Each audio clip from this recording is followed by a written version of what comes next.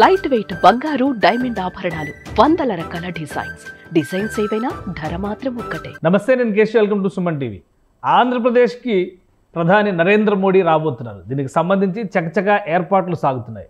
సాధారణమైనటువంటి పర్యటన కాదు. ఈసారి ఆంధ్రప్రదేశ్కి అతిపెద్ద వరాల జల్లు కురిపించబోతున్నారనే సంకేతాలు స్పష్టంగా కనిపిస్తున్నాయి. గ్రీన్ హైడ్రోజన్ హబ్ పేరిట కేంద్రం ప్రారంభించబోతున్నటువంటి ఒక వ్యవస్థ ఆంధ్రప్రదేశ్ ఎకానమీకి పెద్ద బూస్ట్ కాబోతుంది అనేది చాలా స్పష్టంగా ఎకనామిస్టులు చెప్తున్నటువంటి మాట. దీంతోపాటు అనేక ప్రారంభోత్సవాలు, శంకుస్థాపనలు కూడా జరగబోతున్నాయి. ఏ కార్యక్రమాలు జరుగుతున్నాయి, ప్రస్తుత పరిస్థితి ఏంటి, వీటి గురించి విశ్లేషణ చూద్దాం. మనతో పాటు బీజేపీ రాష్ట్ర అధికార ప్రతినిధి రవికిరణ్ గారు ఉన్నారు.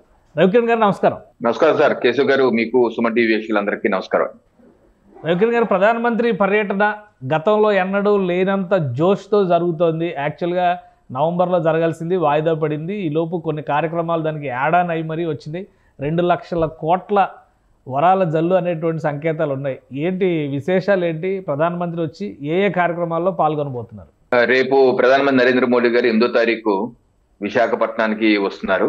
అంటే రాష్ట్రంలో ఎన్డీఏ ప్రభుత్వం వచ్చాక, డబుల్ ఇంజిన్ సర్కార్ వచ్చాక మొట్టమొదటిసారిగా ప్రధానమంత్రి నరేంద్ర మోడీ గారు వస్తున్నారు.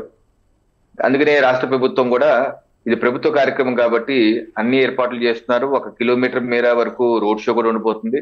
దానిలో భారీ స్థాయిలో ప్రజలు పాల్గొబోతున్నారు. అలాగే బహిరంగ సభ కూడా ఉంది. సుమారుగా 3 లక్షల మంది. నేను విశాఖపట్నం వెళ్ళడం జరిగింది, చూశాను. ఏర్పాట్లు చాలా బడిబడిగా వేగంగా జరుగుతున్నాయి. 3 లక్షల మంది వరకు వచ్చే అవకాశం ఉంది. సో భారీ బహిరంగ సభకి ఏర్పాట్లు జరుగుతున్నాయి కేశవ్ గారు. సో ముఖ్యంగా రేపు ప్రధానమంత్రి నరేంద్ర మోడీ గారు కొన్ని ప్రాజెక్ట్స్ శంకుస్థాపన చేయబోతున్నారు. కొన్ని ప్రాజెక్ట్స్ ఏదైతే కేంద్ర ప్రభుత్వం నిర్మాణం చేసిందో అవి జాతికి అంకితం చేయబోతున్నారు. జాతికి అంకితం చేసే ప్రాజెక్ట్స్ లో నూతన రైలు మార్గాల నిర్మాణాలు పూర్తయిన కొన్ని మార్గాల్లో అది జాతికి అంకితం చేస్తారు. అలాగే కొన్ని స్టేషన్లో ఆధునీకరణ చేశారు, అది కూడా జాతికి అంకితం చేస్తారు. అయితే శంకుస్థాపన చేసే వాటిలో 3 కీలకమైనటువంటి అంశాలు ఉన్నాయి. ఒకటి ఏంటంటే రైల్వే జోన్. ఏదైతే రాష్ట్రంలో ప్రధానంగా ఉత్తరాంధ్ర ప్రాంత ప్రజలకి చిలకార కోరికైనటువంటి రైల్వే జోన్ ఏర్పాటు చేయాలి విశాఖ కేంద్రంగా అన్నది ఉన్నటువంటి కోరిక. అయితే దాన్ని 2019 ఫిబ్రవరి మాసంలోనే కేబినెట్ ఆమోదం చేసింది. భూ కేటాయింపు చేయమన్నారు. అది గత జగన్మోహన్ రెడ్డి గారి ప్రభుత్వం 5 సంవత్సరాల సమయంలో పాపం వాళ్ళకి 50 ఎకరాలు ఇవ్వడానికి కూడా వాళ్ళ టైం దొరకలేదు. వాళ్ళంతా తాత్సారం పెట్టి కూర్చున్నారు. కేంద్రం అనేక మార్లు మనం చూసాం. రైల్వే శాఖ మంత్రి అశ్విని వైష్ణవ్ గారు 1-2 సార్లు పార్లమెంట్ లో మొత్తుకున్నారు. లిఖితపూర్వ సమాధానం కూడా ఇచ్చారు. మీరు రైల్వే జోన్ కి భూ కేటాయింపు ఎందుకు చేయట్లేదు, సరైన భూమి ఎందుకు ఇవ్వట్లేదని చెప్పి నిలదీసిన సందర్భాలు ఉన్నాయి. మా ప్రభుత్వం వచ్చాక చకచకా మా ఎన్డీఏ ముఖ్యమంత్రి చంద్రబాబు నాయుడు గారు వేగంగా ముందుకు కలిసి 1-2 సార్లు అశ్విని వైష్ణవ్ గారు కలిసి ఆ భూ కేటాయింపులు అయితే మన కేంద్ర మంత్రి ఆ ప్రాంతం నుంచి ఉత్తరాంధ్ర నుంచి వచ్చారో ఆ మంత్రి గారిని కూడా వారికి లింకప్ చేస్తూ భూ కేటాయింపు పూర్తి చేసుకోవటం, దాని యొక్క కేంద్ర కార్యాలయ నిర్మాణానికి రేపు నరేంద్ర మోడీ గారు శంకుస్థాపన చేయబోతున్నారు. ఇది చాలా మంచి విషయం. అయితే ఇంకో రెండో మంచి విషయం బల్క్ డ్రగ్ పార్క్ ఏర్పాటు. ఇది మనం కరోనా సమయంలో మనం చూసాం కేశవ్ గారు. ఎందుకంటే మనం మందులు తయారీలో ప్రపంచంలోనే మొదటి స్థానంలో ఉన్నాం. కాకపోతే మందుల తయారీకి కావాల్సినటువంటి ముడి పదార్థాలు బల్క్ డ్రగ్స్ ఉంటాయి. ఆ బల్క్ డ్రగ్స్ మాత్రం మన చైనా మీద ఆధారపడి ఉంది. ఆ చైనా నుంచి మనం ఇంపోర్ట్ చేసుకుంటున్నాం. కానీ ఇక్కడ మన సామర్థ్యం పెంచుకోవాలి. ఆ బల్క్ డ్రగ్ ముడి పదార్థాల యొక్క తయారీకి సామర్థ్యం పెంచుకోవాలని చెప్పి అప్పుడే ఒక ప్లాన్ ఏర్పాటు చేసి బల్క్ డ్రగ్స్ దేశంలో బల్క్ డ్రగ్ పార్క్ ఏర్పాటు చేస్తామని చెప్పి కేంద్ర ప్రభుత్వం ఒక పథకాన్ని రూపొందించడం, దాన్ని వివిధ 10-15 రాష్ట్రాల వరకు పోటీ పడటం, దానిలో 2-3 రాష్ట్రాలకి అవకాశం దక్కింది. దానిలో ఒకటి ఆంధ్రప్రదేశ్. సో దానికి నక్కపల్లిలో భూ కేటాయింపు చేయాలి. గతంలో కాకినాడలో ఏర్పాట్లు చేస్తామని చెప్పేసి అన్నారు. దాన్ని ఆమోదించిన కేంద్రం. అది కాకినాడలో కొంచెం భూ వివాదాలు వచ్చాయి. ఇక్కడ ప్రభుత్వ భూమి లేదు, ప్రభుత్వ భూమిలోనే పెట్టాలని చెప్పి కేంద్ర నిబంధనలు పెట్టింది. కాబట్టి దాని మా పక్క జిల్లా అయినటువంటి అనకాపల్లి జిల్లాలో నక్కపల్లి దగ్గర భూ కేటాయింపు చేశారు. అక్కడ కేంద్ర ప్రభుత్వం ఈ యొక్క నిర్మాణ కార్యక్రమం మొదలు పెట్టబోతుంది. అలాగే నిధులు కూడా కేటాయించేశారు. నిధులు కూడా ఇచ్చేశారు కూడా. గత సంవత్సరం క్రితమే 300 కోట్లు నిధులు ఇచ్చామని చెప్పి పార్లమెంట్ లో చెప్పారు. నిధులు కూడా కేటాయించేశారు. ఇక నిర్మాణం చేయవలసింది మనమే, ఆంధ్రప్రదేశ్ రాష్ట్రమే చకచకా నిర్మాణ పనులు చేయాలి.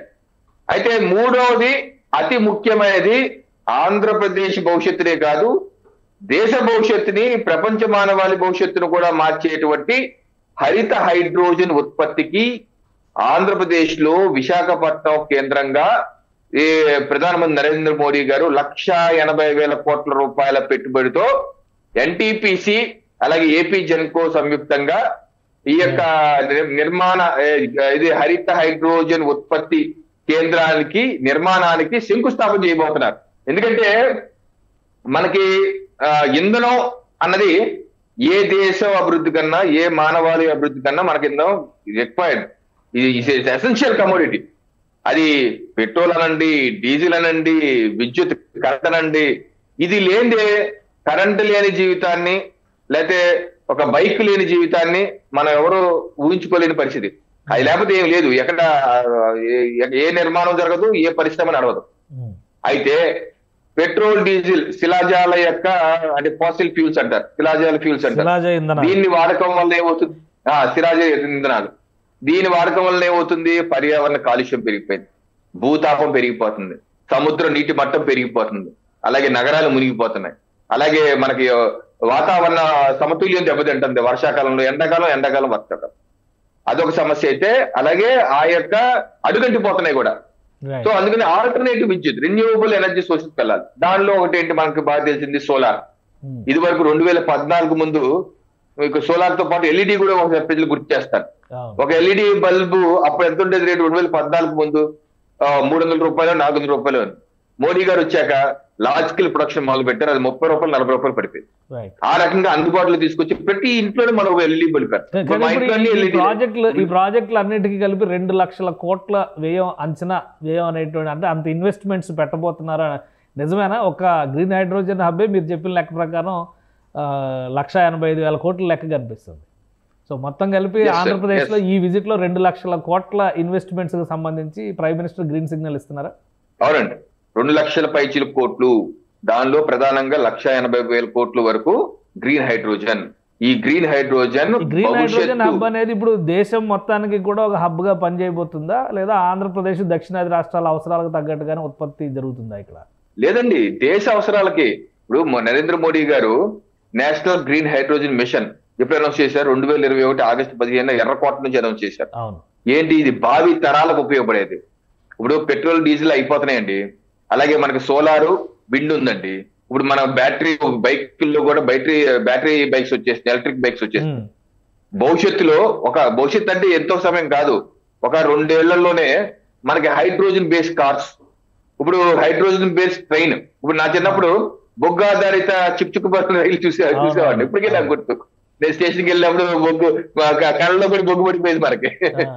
అది చూడటం అయిపోయింది. ఆ తర్వాత మనం డీజిల్ ఇంజన్ చూసాము, అది అయిపోయింది. ఈ రోజు మనం ఈ మాసంలోనే హైడ్రోజన్ బేస్డ్ ట్రైల్ రన్ జరుగుతుంది, ఇంజన్. అది సక్సెస్ అయితే వచ్చే 3-4 ఏళ్లలో మనకి ట్రైన్స్ అన్ని హైడ్రోజన్ బేస్డ్ ట్రైన్లు అయిపోతాయండి. మన కళ్ళ ముందే హైడ్రోజన్ బేస్డ్ ట్రైన్స్ అయిపోతాయి. హైడ్రోజన్ వల్ల ఉపయోగం ఏంటంటే పర్యావరణం అసలు కాలుష్యం అవదు. ఈ తయారీ కూడా ఎలా ఏంటంటే వాటర్, నీరులో H2O కాంబినేషన్, దాని ఎలక్ట్రోలైసిస్ పద్ధతి ద్వారా ఎలక్ట్రోలైసిస్ కరెంట్ పాస్ చేస్తారు. ఆ కరెంట్ ఎక్కడి నుంచి వస్తుంది? మళ్ళీ సోలార్ విండ్ నుంచి తీసుకుంటారు. ఆ కరెంట్ పాస్ చేయడం వల్ల హైడ్రోజన్ ఆక్సిజన్ విడిపోతుంది. విడిపోయిన హైడ్రోజన్ ని స్టోర్ చేసి చక్కగా మనం కార్లకు వాడుకుంటాం, విమానాలకు వాడుకుంటాం, బస్సులకు వాడుకుంటాం, ట్రైన్లకు వాడుకుంటాం, అలాగే పరిశ్రమకు వాడుకుంటాం. ఆక్సిజన్ ని మనం మామూలుగా ఆక్సిజన్ వాడుకోకపోతే పర్యావరణం వదిలేయటం వల్ల పర్యావరణం శుద్ధం అవుతుంది. సో ఆ రకంగా ఉపయోగించడం మరి. అందుకనే ప్రధానమంత్రి నరేంద్ర మోడీ గారు దీన్ని పెద్ద ఎత్తున ప్రోత్సహిస్తూ ప్రపంచంలోనే గ్రీన్ హరిత హైడ్రోజన్ భారతదేశం హబ్ కావాలి, దానిలో విశాఖపట్నం హబ్ కావాలి. భారతదేశం 2030కి వచ్చేసరికి మన కళ్ళ ముందు చూస్తాం కేశవ్ గారు, 6-5 సంవత్సరాల్లో మొత్తం డైనమిక్స్ మారిపోతే భారత ఒక ప్రపంచ దేశాలకు హబ్ గా తయారయ్యి దీని యొక్క హైడ్రోజన్ వినియోగం ద్వారా కూడా మనం పర్యావరణాన్ని పరిరక్షిస్తూ భూతాపాన్ని ఏదైతే పరిరక్షిస్తామని చెప్పి ప్యారిస్ లో మనం ఒప్పందం చేశామో దానికి అనేక రెట్లుగా మనం భారతీయులుగా భారతదేశ ప్రజలుగా దాన్ని కంప్లై చేస్తూ దాన్ని ఆచరిస్తూ ప్రపంచ దేశానికి మన ఆదర్శం కాబోతున్నాం. దీన్ని ఎదురుండి నడిపిస్తుంది ప్రధానమంత్రి నరేంద్ర మోడీ గారు. కేశవ్ గారు రైట్. ఇంకొక విషయం, ఇప్పుడు రైల్వే జోన్ కి సంబంధించి ఒక చర్చ నడుస్తుంది. వాల్టేరు డివిజన్ చుట్టూ కథ నడుస్తుంది. ఫుల్ ఫ్లెడ్జ్డ్ రైల్వే జోన్ ఏర్పడుతుందా వాల్టేరు డివిజన్తో కలిపి, లేదా ఆ డివిజన్ను బైఫర్కేట్ చేస్తారా, దీనిపైన ప్రధాని క్లారిటీ ఇస్తారా అనేటువంటి చర్చ ఒకటి నడుస్తుంది. ఏంటి రైల్వే జోన్ అనేది విభజన అంశాల్లో కీలకమైనటువంటి అంశం. రైల్వే జోన్ సాకారం కావడంతో పాటు సస్టైనబిలిటీ, ఆ జోన్కి ప్రధాన ఆదాయ వనరుగా ఉన్నటువంటి వాల్తేరు డివిజన్ని విభజించడం పైన కొన్ని వ్యతిరేక స్వరాలు వినిపిస్తుంది. ఏంటి దానిపైన స్టాండ్? దాని మీద ఆల్రెడీ క్లారిటీ వచ్చేసిందండి. ఇటీవల మంత్రి గారు, విమానయాన శాఖ మంత్రి గారు కింజరపు రామ్మోహన్ నాయుడు గారు కూడా దాని మీద స్పష్టం చేశారు. వారు కూడా దగ్గర కూర్చొని మాట్లాడి కేంద్ర ప్రభుత్వంతో కూడా మనకు కావాల్సిన విధంగా చేశారు. సో ఎక్కడ ఏ డిస్ప్యూట్ లేదు. వాల్టేర్ డివిజన్ కూడా దీనిలో భాగం చేస్తున్నారు. సో ఆంధ్రప్రదేశ్ పరిధిలో ఉన్నాయని మన దాంట్లో భాగంగా ఉంటాయి. సో దానిలో ఏ విధంగా ఇబ్బంది లేదు. మనం ఏదైతే కోరుకుంటున్నామో ఆ రకంగానే ముందుకు వెళ్తుంది. శరవేగంగా ఈ నిర్మాణాలు జరగాలి.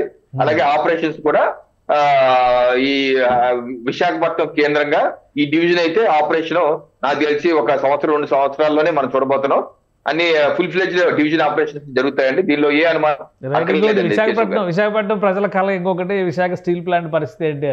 ప్రధానమంత్రి గారు ఏమన్నా ప్రకటన చేసే అవకాశం ఉందా? ఎందుకంటే కర్ణాటకలో ఆల్రెడీ మోక్షగుండ విశ్వేశ్వరయ్య స్టీల్ ప్లాంట్కి ఒక ఆర్థిక ప్యాకేజ్ ఇచ్చారు.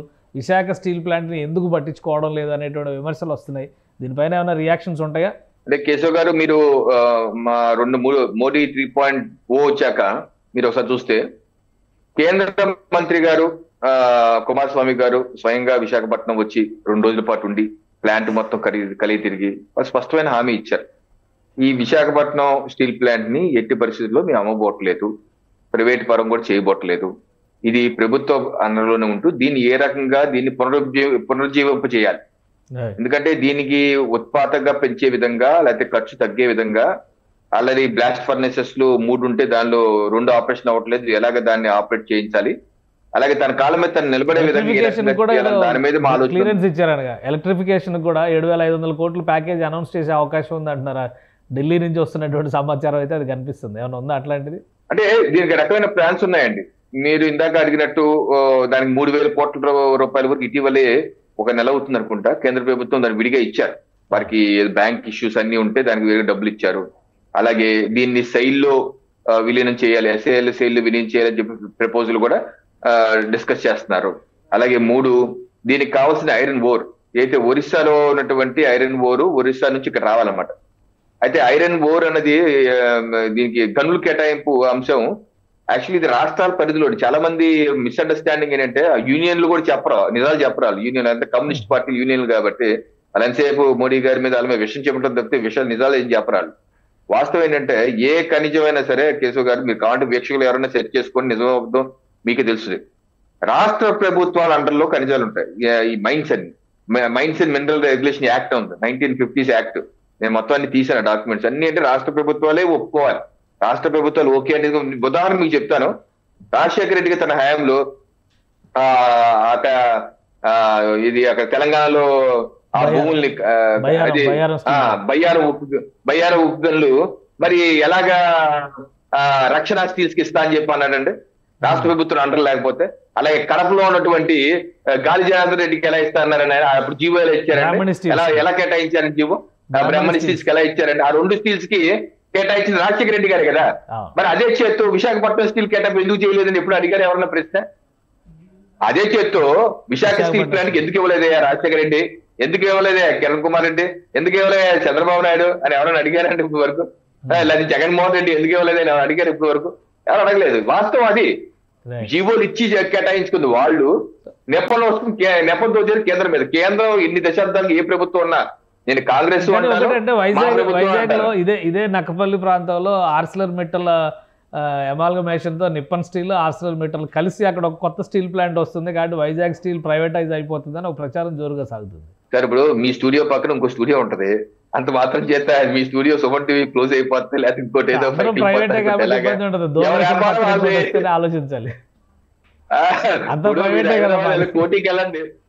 కోటికి వెళ్ళండి బట్ట దుకాణాలన్నీ ఒక చోట ఉంటాయి. అంటే ఏంటి, ఒకటి మూసేసి ఇప్పుడు ఇస్తామనే, అది అన్ని ఒక చోట ఉంటమే ప్లస్ పాయింట్. జ్యువెలరీస్ అన్ని ఒక చోట ఉంటమే ప్లస్ పాయింట్. అందరూ వస్తాను అక్కడికి. ఇటువంటి వామపక్ష భావజాలికులు, దేశ వ్యతిరేక శక్తులు తీసుకొచ్చే ఆలోచనలు తప్పితే అండి, ఈ అర్బన్ నక్సలైట్లు తీసుకొచ్చే ఆలోచనలు తప్పితే దేశాన్ని ముందుకు తీసుకెళ్లే ఆలోచనలు కావయ్యి. ఇందాక చెప్పిన దానికి ముగిస్తాను. ఐరన్ ఓర్ కేటాయింపు అండి. ఒరిస్సాలో ఆల్రెడీ అక్కడ నుంచి రావాలి. ఒరిస్సాలో ఇప్పుడు వరకు ఏ ప్రభుత్వం అన్నా సరే గతంలో మీకు ఒకసారి గుర్తు చేస్తాను, చంద్రబాబు నాయుడు గారు లేకపోతే ప్రతిపక్షంలో ఉన్నప్పుడు విజయసాయి రెడ్డి గారు లేఖ రాశారు, ఒరిస్సాలో అడగండి అది మాకు రావాలని. సో ఇప్పుడు అక్కడ బీజేపీ గవర్నమెంట్ వచ్చింది కాబట్టి అక్కడ ఆల్రెడీ పబ్లిక్ హీరింగ్స్ అన్ని పాజిటివ్ గా ఉండి విశాఖ స్టీల్ ప్లాంట్ కి ఐరన్ ఓర్ ఒరిస్సా నుంచి అక్కడ నుంచి వచ్చే విధంగా ఆల్రెడీ క్లియరెన్స్ కూడా వచ్చింది. సో అక్కడ పబ్లిక్ ఆక్షన్స్ కూడా అయిపోయింది, అక్కడ నుంచి వచ్చే అవకాశం కూడా ఉంది. సో ఆ రకంగా ముడి సరుకు ఏదైతే వీళ్ళకి బాటిల్ నెక్ గా ఉందో ఆ ముడి పదార్థాలు అక్కడ నుంచి అందే అవకాశాలు బహుశా 2020 సంవత్సరంలోనే అది కూడా రాబోతుంది. సో నేను ఏంటంటే విశాఖ స్టీల్ ప్లాంట్ సంబంధించి ఇప్పటికీ 30,000-40,000 కోట్ల వరకు అప్పులు ఉన్నాయి కేశవ్ గారు. అప్పులు కావచ్చు, లాసులు కావచ్చు. ఆ 30,000-40,000 కోట్లు ఎలా భర్తీ చేసుకోవాలి, ఏ రకంగా స్ట్రీమ్ లైన్ చేయాలి, మూతపడుతున్నటువంటి బ్లాస్ట్ ఫర్నేస్ ఏ రకంగా పునరుజ్జీవం చేయాలి, ఇది ఒక ఛాలెంజ్. దీన్ని సెట్ చేసుకుంటా నిదానంగా వెళ్తారు. అంతేగాని రేపు నరేంద్ర మోడీ గారు వచ్చి ఏదో ప్రకటన చేస్తారంటే అది అయిపోయేది కాదు. ఇది నిరంతర ప్రక్రియ జరిగి సెట్ చేస్తాం. రెండోది అడిషనల్ మెటల్ 1,60,000 కోట్ల రూపాయలు పెడతా ఉంటున్నారు. నిప్పొంది పెట్టాలి కదా, రావాలి. అలాగే గ్రీన్ హైడ్రోజన్ అక్కడే ఉంటుంది. రేపు హైడ్రోజన్ ఉత్పత్తి చేసి దానికి ఇంధనంగా అడిషనల్ మెటల్ కి విశాఖ స్టీల్ ప్లాంట్ 2 వాడుకోవచ్చు. గ్రీన్ హైడ్రోజన్ వాళ్ళ కాస్ట్ తగ్గుద్ది. They don't have to depend upon మా ఎలక్ట్రిసిటీ బోర్డు మీద, ఏపీ ఎలక్ట్రిసిటీ బోర్డు మీద డిపెండ్ అక్కర్లేదు. వాళ్ళు హైడ్రోజన్ తీసుకుంటారు, వాడుకుంటారు. అది తక్కువ రేటుకి వస్తుంది, ఇంకా ఉపయోగపడుతుంది. సో ఈ రకంగా అన్ని ఒక చోట ఉండటం కూడా అడ్వాంటేజే. సో అడిషనల్ మెటల్ నిప్పాన్లు రావాలి. అది కూడా బహుశా ఈ 1-2 మాసాల్లోనే అది కూడా శంకుస్థాపన మొదలవుతుంది. సో ప్రధానమంత్రి నరేంద్ర మోడీ గారు 2 లక్షల కోట్లు, అలాగే అడిషనల్ మెటల్ 1,60,000 కోట్లు, అలాగే రాయలసీమలో కూడా మీకు సెమీ కండక్టర్స్ యూనిట్ రాబోతుంది కేశవ్ గారు. ఎందుకంటే 14,000 కోట్లు కొప్పర్తి ఇండస్ట్రియల్ స్మార్ట్ సిటీ. ఏ స్మార్ట్ సిటీ అభివృద్ధికి అయితే ప్రధానమంత్రి నరేంద్ర మోడీ గారు 5,000 కోట్లు క్యాబినెట్ లో శాంక్షన్ చేశారో ఆ స్మార్ట్ సిటీలో భాగంగా సెమీ కండక్టర్ తయారీ చిప్స్ తయారీకి ఇండియా జపాన్ సంబంధించిన 2 మేజర్ కంపెనీస్ సంయుక్తంగా ఇన్వెస్ట్ చేయబోతున్నాయి. That is going to change the dynamics of Andhra Pradesh major గా. ఎందుకంటే సెమీ కండక్టర్ ఇండస్ట్రీస్ లో వచ్చే 5 సంవత్సరాల్లో 10 లక్షల కోట్లు పెట్టుబడి రాబోతున్నాయి. దానిలో ప్రధానంగా ఇప్పుడు గుజరాత్, యూపీ ముందుకు దూసుకుపోతున్నాయి. మనం 3వ రాష్ట్రం, మనం కూడా ముందుకు దూసుకుపోయి 14,000 కోట్లు తొందరగా మెటీరియలైజ్ అయితే రేపు అదే రంగంలో 1,00,000 కోట్లు వచ్చే అవకాశం వచ్చే 5 ఏళ్లలో. సో ఆ రకంగా ఒక మంచి పునాది లోకేష్ గారి ఆధ్వర్యంలో అక్కడ జరగబోతుంది. అది కూడా మనం ప్రశంసించాలి. అక్కడ రాయలసీమ, ఉత్తరాంధ్ర అన్ని ప్రాంతాలు, అలాగే బీపీసీఎల్ ఇక రామాయపట్నం దగ్గర అంటున్నారు 80,000-90,000 కోట్లు బీపీసీఎల్ రిఫైన్ రాబోతుంది. సో ఈ రకంగా మా ప్రభుత్వం వచ్చిన 6-7 మాసాల్లోనే 4,5 లక్షల కోట్ల రూపాయల పెట్టుబడులు ముందుకు వెళ్తున్నాం. మా యొక్క లక్ష్యం 30 లక్షల కోట్ల పెట్టుబడులు, 20 లక్షల 20 లక్షల ప్రత్యక్ష పరోక్ష ఉద్యోగాలు. సో ఈ రకమైన ఏదైతే మేము ఎజెండా తీసుకెళ్తున్నామో దానిలో మంచి అడుగు రేపు ప్రధానమంత్రి నరేంద్ర మోడీ గారి చేతుల మీద పడబోతుంది కేశవ్ గారు. రైట్. థ్యాంక్ యూ రవికిరణ్ గారు మీ అభిప్రాయం తెలియజేసినందుకు. ఇది రాబోయే రోజుల్లో ఆంధ్రప్రదేశ్, ముఖ్యంగా ఉత్తరాంధ్ర అటు విద్యుత్ ఉత్పాదకతతో పాటు సంప్రదాయేతర ఇంధన వనరు అంటే రెన్యూవబుల్ ఎనర్జీస్కి సెక్టార్కి సంబంధించి ఒక కేంద్ర స్థానం కాబోతుంది. హైడ్రోజన్ హబ్ దేశవ్యాప్తంగా సప్లై చేసేటువంటి గ్రీన్ హైడ్రోజన్ హబ్ విశాఖలో ఏర్పాటవుతుంది. స్టీల్ పరిశ్రమకు కూడా విశాఖ కేంద్రం కాబోతుంది. ఇక ఎన్నో ఏళ్లుగా కలగా మిగిలిపోయినటువంటి రైల్వే జోన్ సొంత భవనాల నిర్మాణ ప్రక్రియకి శంకుస్థాపన కార్యక్రమాలు కూడా ప్రధానమంత్రి పర్యటన సందర్భంగా జరగబోతున్నాయి. ఒక సమగ్ర ప్రణాళికతో కూటమి ప్రభుత్వం వెనుకబడినటువంటి ఉత్తరాంధ్ర, రాయలసీమ అలానే తీర ప్రాంతం పైన ఫోకస్ పెడుతూ ముందుకు వెళ్తుంది. కేవలం ప్రధాని పర్యటనలోనే 2 లక్షల కోట్లకు పైగా పనులకి సంబంధించినటువంటి ప్రారంభోత్సవాలు శంకుస్థాపనలు జరగబోతున్నాయి. ఇది ఒక శుభసూచకం. దీంతోపాటు మరికొన్ని పరిశ్రమలకు సంబంధించినటువంటి అంశాలు చూస్తే కనుక దాదాపు 1,00,000 కోట్లకు సంబంధించినటువంటి పరిశ్రమలకి అంకురార్పణలు జరగబోతున్నాయని రవికిరణ్ గారు విశ్లేషిస్తున్నారు. ఇది special discussion. Keep watching. Suman టీవీలో మీ పర్సనల్ అండ్ బిజినెస్ ప్రమోషన్స్ కోసం కింది నెంబర్కి కాంటాక్ట్ చేయండి.